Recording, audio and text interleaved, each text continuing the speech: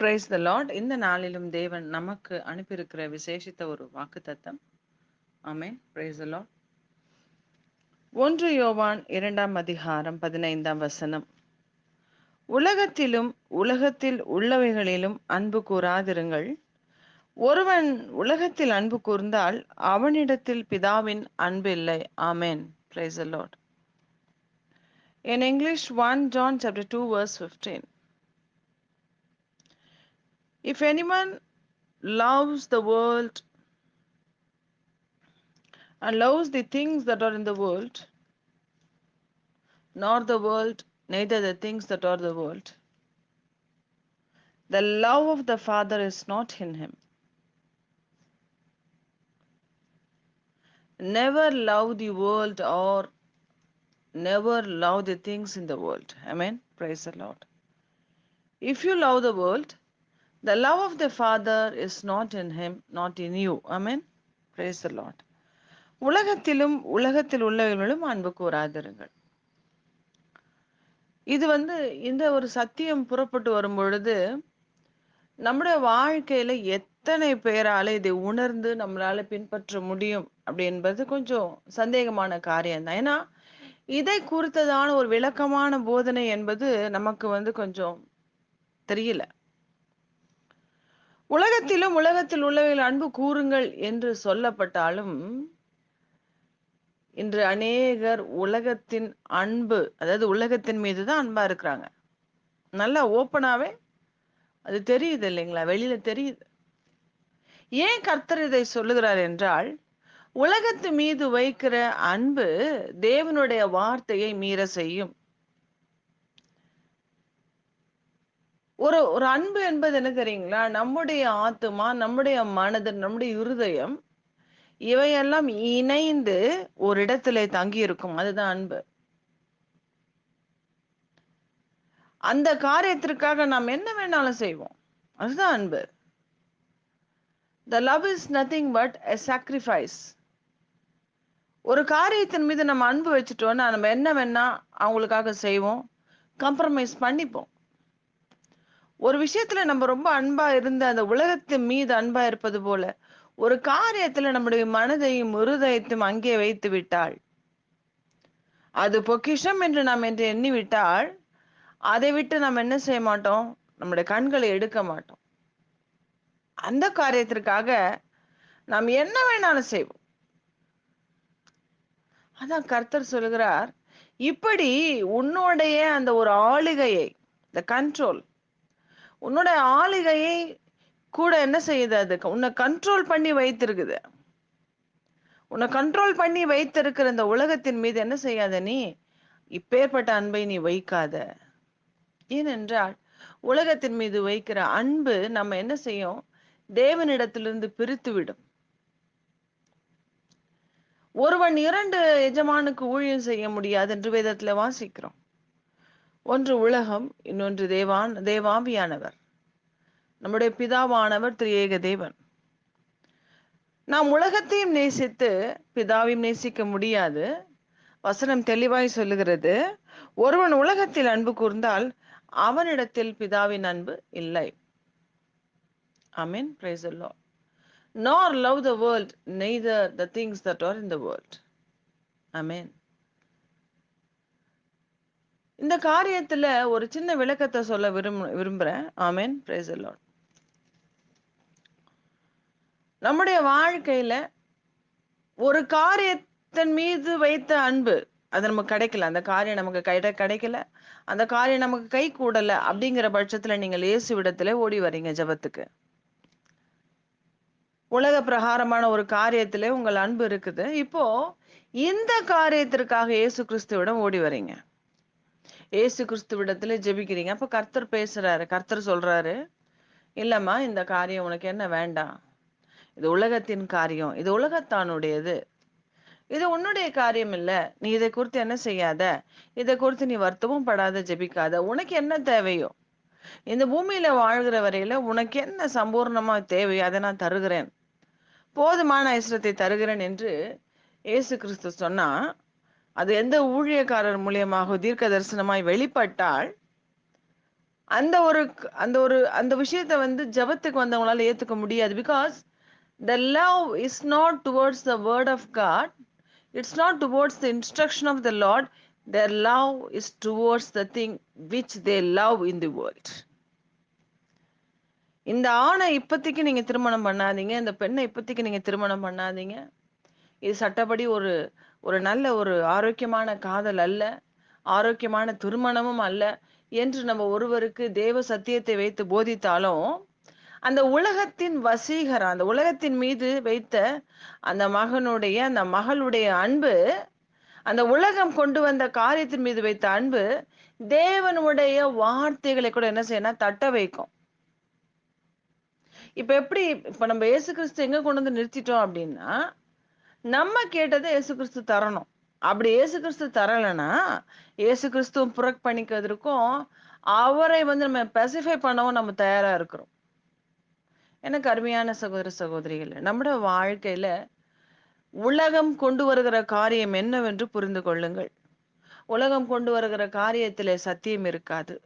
உலகம் கொண்டு வருகிற காரியத்திலே நீதி இருக்காது. உலகத்தின் காரியத்திலே நியாயம் இருக்காது. உலகத்தின் காரியத்திலே அன்பு இருக்காது. 1 யோவான் இதே 3ஆம் அதிகாரத்திலே ஒரு வசனம் கூறப்பட்டு இருக்கிறது. தன் சகோதரனுக்கோ தன் சகோதரிக்கோ குறைச்சல் உண்டு என்று ஒருவன் அறிந்தும் தன்னை அடைத்து கொண்டால் அவனிடத்துல என்ன இல்ல, அன்பு இல்ல. தன்னுடைய ஓன் பிளட், தன்னுடைய own Koman, they are suffering without money, கஷ்டப்படுறாங்க. ஆனா அதை தெரிந்தும் தன்னை அடைத்துக் கொள்றாங்க. இது ஏன்னா இந்த உலகத்திலே அவர்கள் பெற்றுக்கொண்ட செல்வத்தின் மீது அவர்கள் கொண்ட அன்பு, அந்த அன்பு தான் ஜெயிக்குது. உலகத்தின் மீது அவங்க வைக்கிற அன்பு தான் ஜெயிக்குது. தேவனுடைய சத்தியம், ஒருவரை ஒருவர் அன்பு கூறுங்கள், சிறியவனை எடுத்து நீங்க சிறியவனுக்கு எதை செய்கிறது எனக்கே செய்தீர்கள், உங்கள் சகோதரனுக்கு ஒரு குறைச்சல் உண்டானால் அவனுக்கு உதவி செய்யுங்கள்ங்கிற காரியத்தை, வார்த்தையை புறக்கணித்து ஒரு வாழ்க்கையை நடத்துகிறோம். எத்தனை முறை சபைக்கு போனால் என்ன, எத்தனை முறை வேதம் வாசித்தால் என்ன, நமக்குள்ளாக இந்த உலகத்தின் அன்பு இருக்கிற வரையில நமக்கு சமாதானம் இல்லை, பிதாவின் அன்பு இல்லை என்பதாங்க இது பெரிய பெரிய ஒரு மிகப்பெரிய தண்டனை. இந்த இடத்துல பிதாவின் அன்பு இல்லை. அநேக விவசாயிகள் போராடி கொண்டிருக்கிறாங்க. உலகத்தின் அன்பு அவர்கள் கண்ணீரை காண செய்யாதபடி தடை செய்து கொண்டு இருக்கிறது. அங்க தேவ அன்பு இல்லை. ஆளுகை செயல்கள் மத்தியிலே தேவ அன்பு இல்லை. என்ன செய்ய முடியும்? உலகத்தின் மீது அவர்கள் வைத்த அன்பு இந்த ஏழை விவசாயிகளின் கண்ணீரையும் போராட்டத்தையும் காணாமல் தடை செய்து கொண்டு இருக்கிறது. எனக்கு அருமையான சகோதர சகோதரிகள், இந்த உலகத்தில் கால் ஊணுகிற அத்தனையும் பிரச்சனையான காரியங்கள் தான். இந்த உலகத்திலிருந்து எடுக்கப்பட்ட எல்லா காரியங்களும் பிரச்சனையான காரியங்கள் தான். இந்த உலகத்தின் காரியங்கள் மீது ஒருபோதும் அன்பு வைக்காதிருங்கள். நம்முடைய உறவினர் மீது, நம்முடைய கணவன் மனைவி பிள்ளைகள் மீது, தாய் தகப்பன் மீது நேசிக்கணும். அந்த நேசமும் கூட சில வேளைகள்ல உண்மையை சொல்லணும்னா, கிறிஸ்துவுக்கு பிறகுதான் அந்த நேசம் வைக்கப்படணும். அதிகமான நேசம் யாரை வைக்கிறோமோ அவர்கள் அதிகமான பாடத்தை நமக்கு சொல்லிக் கொடுப்பாங்க. கர்த்தர் அப்படிதான் நம்மளை வணைந்து கொண்டு போகிறார். எனக்கு அருமையான சகோதர சகோதரிகளை, இந்த உலகம் பெரிதென்றும் இந்த உலகத்தின் பொருளும் பணமும் பெரிதென்றும் எண்ணி தேவனுடைய வார்த்தைகளுக்கு செவி கொடாமல் இருந்து விடாதீங்க. நன்மையை செய்யுங்கள், அன்பு காட்டுங்கள், இந்த உலகத்தை பகையுங்கள். அநேகர் சொல்லுவாங்க, செத்த பிறகு என்னத்துக்கு அது சொர்க்கம்லாம், இங்கதான் வாழணும், இங்கதான் நான் கஷ்டப்பட்டு. இது ரொம்ப அற்ப சொற்ப வாழ்க்கை. 100 வயசு வாழ்ந்துட்டு போனாலும் அது ஒரு செகண்ட் லைஃப்ங்க. அது இங்கெல்லாம் ஒண்ணுமே கிடையாது. It's not at all valid. இங்க வாழ்ற வாழ்க்கை ஒரு வேலிடே கிடையாது. இங்க இருக்கும் போதுதான் இது ரொம்ப பெரிய வாழ்க்கை மாதிரி தெரியும். பரலோகத்துக்கு நீங்க போனாதான் தெரியும் அது எவ்வளவு மேன்மையான, ஆயிரக்கணக்கான வருடங்கள் வாழ போகிற எவ்வளவு மகத்துவம் உள்ள வாழ்க்கை அது. அந்த பரலோகத்தின் மீது அன்பு வைத்து உலகத்தின் காரியத்தை வெறுத்து விடுங்கள். எல்லோருக்கும் உதவி செய்யுங்கள். உங்களை நீங்கள் அடைத்து கொள்ளாதிருங்கள். தேவனுடைய இயேசு கிறிஸ்துவின் கண்களை பார்த்த சகேயு தன்னிடத்தில் இருந்த பொருளை கொண்டு போய் கொடுக்கிறான். அதன் நிமித்தம் அவன் வீட்டில் ரட்சிப்பு வந்தது. வாங்கின வட்டியை 4 முறை திருப்பி கொடுக்கிறான். உலகத்தை என்று வெறுக்கிறானோ அன்றுதான் அவனுக்கு ரட்சிப்பு. உலகத்தின் புறப்படுகிற பணங்கள், செல்வங்களை பூட்டி வைத்துக் கொண்டு இன்னும் புலம்பிக் கொண்டு இருக்கிறோம், ஒன்றுமில்லை என்று சொல்லிக் கொண்டு இருக்கிறோம். தவறு. தேவனுக்கு எல்லாமே தெரியுங்க. கர்த்தரால் செய்ய கர்த்தர் எல்லாவற்றையும் முற்றிலுமாய் அறிகிற தகப்பன். உலகத்தின் காரியத்தின் மீது நம் இருதயத்தை வைத்து விட்டு தேவ பக்தி என்று பொய் வேஷம் பண்ணி கொண்டிருக்கிறார்கள் சில பேர். அது தப்பு. உங்கள் இருதயம் எங்கே இருக்கிறது என்பது கர்த்தருக்கு தெரியும். கர்த்தர் சர்வ வல்லவர். நம்முடைய வாழ்க்கையில இன்று அநேக உபத்திரவங்கள் வர்றதுக்கு காரணமே when we like something which are worldly, இல்லைங்களா? எதை நம்ம வேர்ல்ட்லியான திங்ஸை பொசஸ் பண்ண என்னைக்கு நம்ம பிளான் பண்றோமோ அன்னைக்கு தாங்க problem. when we want to possess something worldly, there the problem starts. But when we want to possess the love of the Lord, the words of the Lord, the instructions of the Lord, there the blessing starts. Amen. Praise the Lord. எனக்கு அருமையான சகோதர சகோதரிகளை, இதெல்லாம் இயற்கை தான். இந்த உலகத்துல பிறந்து உலக காரியங்கள் மீது ஆசை கொண்டு உலக வசியத்தில் இருப்பது இயற்கை தான். ஆனா எல்லாருக்கும் தேவன் ஒரு காலங்களையும் எல்லையும் வைத்திருக்கிறார். நாம் திரும்பி வர வேண்டிய அவசியத்தில் இருக்கிறோம். இந்த ஆண்டிலே நீங்கள் இழந்தவைகள், தேவனுக்கு முன்பாக நீங்கள் இழந்தவைகள் எல்லாவற்றையும் திருப்பி பெற்றுக் கொள்ளுங்கள். உலகத்தின் மீது அன்பு இல்லை என்று உற்சாகமாய் சொல்லுங்கள். கிறிஸ்து இயேசுக்காக நான் எல்லாவற்றையும் வெறுப்பேன் என்று சொல்லுங்கள். நீங்கள் உலக பற்று இல்லாதவர்கள் என்பதை இந்த உலகம் சாட்சியா சொல்லட்டும். கர்த்தர் சர்வ வல்லவர். அவர் உங்கள் இருதயத்தை கண்ணோக்கமாய் பார்க்கிறார். இந்த வருட ஆரம்பத்தில் இருந்து தேவன் பேசிக் கொண்டிருக்கிற காரியம், எதன் மீதும் பற்றுதலா இருக்காதீங்க. எது மீது நீங்க பற்றுதலா இருக்கிறீங்க அதுவே உங்களை நரகத்துக்கு கொண்டு போயிடும். ஒரு பெரிய ஒரு தரிசனமான ஒரு சொப்பனத்தை கண்டேன். பற்றுதலா இருக்கிற ஒரு பொருளோடு கூட ஒரு மனுஷனையும் பாதளத்திலே விழுவது போல ஒரு சொப்பனத்தை கண்டேன். கர்த்தரிடத்தில் அதற்குரிய விளக்கத்தை கேட்பது கர்த்தர் சொல்கிறார். பற்றுதலாய் உலகத்தின் மீது பற்றுதல் இப்படிப்பட்ட கேடை கொண்டு வரும் என்று தேவன் வெளிப்படுத்தினார். கொள்ளை நோய்களும் பொல்லாத நோய்களும் இந்த உலகத்திலே புறப்பட்டு வந்து கொண்டு இருக்கிறது. நாம் மிகவும் ஜாக்கிரதையா இருக்க வேண்டிய காலம். எந்த உலகத்தின் காரியத்தின் மீதும் பற்று இல்லாமல் தேவனுக்காக மாத்திரம் காத்திருங்கள். எந்த பெருமை புகழ் நமக்கு வேண்டாம். கிறிஸ்து இயேசுக்காக மாத்திரம் எழுந்து நிற்போம். கிறிஸ்து இயேசுக்காக மாத்திரம் ஜெபிப்போம். ஏழை எளியவர்களுக்காக ஜெபிப்போம். போராடுகிற உண்மையான போராளிகளுக்காக ஜெபிப்போம். இந்த தேசத்தின் ஒரு நல்ல ரட்சிப்பிற்காக ஜெபிப்போம். மனரம்யமாய் வாழ கற்றுக்கொள்வோம். தேவனுடைய அன்பை போல, தேவனுடைய அன்புக்குள்ளாக கிறிஸ்து இயேசுவை போல வலிமை உள்ளவர்களாய், சாந்தம் உள்ளவர்களாய், அன்பு நிறைந்தவர்களாய் இந்த பூமியில சுற்றி திரிவோம். எப்பொழுதும் மகிழ்ந்து களி கூறுவோம். உலகத்தை வெறுப்போம். ஆமேன். நாம் ஜெபிப்போமா? சர்வ வல்லவரே, இந்த நாளில் நீர் கொடுத்த நல்ல வாக்கு தத்தத்திற்காக நன்றி செலுத்துகிறேன் ராஜா. நீர் எங்களை ஆசீர்வதிக்கணும்னா நாங்கள் உலகத்தை வெறுக்கணும் டாடி.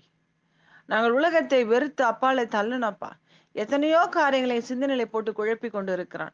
உமது வார்த்தை உமது கற்பனைகளையும் எங்களை மீற செய்கிறான் கர்த்தாவே. ஆவியானவரே தகப்பனே, இந்த உலகத்தை வெறுத்து உம்மீது மாத்திரம் அன்பு காட்டவும், உம்முடைய வார்த்தைகளுக்கு மாத்திரம் செவி கொடுக்கவும் என்று எல்லா சகோதரிகள் நீர் உருவாக்கும் காத்துக்கொள்ளும். ஆண்டவரே தகப்பனே, நாங்கள் உலகத்தின் மீது வைக்கிற பற்று எங்களை சடுதியாய் பாதரத்துல தள்ளிவிடும். ஆண்டவரே, எங்களை காப்பாற்றுங்கப்பா, எங்களை காப்பாற்றுங்க. ஆவியானவரே தகப்பனே, ஸ்தோத்திரிக்கிறோம். neither the world nor the things in the world. நாங்க எதையுமே விரும்பக்கூடாது ஆண்டு. we should not love even the world nor the things in the world, my Lord. இரண்டு காரியத்தை நாங்கள் விரும்பாதபடி உம்மை மாத்திரம், we should love you Lord, we should love you and we should internalize the promises of you Lord. உம்முடைய வார்த்தைகளுக்கு மாத்திரம் செவி கொடுத்து எழுந்து நிற்கிற ஒரு பெரிய கிருபை என்று நீர் எங்கள் மீது வைத்தருளும்படியாய் கூட ஜெபிக்கிறேன். இரக்கம் பாராட்டும் இயேசுவின் நாமத்தில் பிதாவே. ஆமென். ஆமென். Praise the Lord.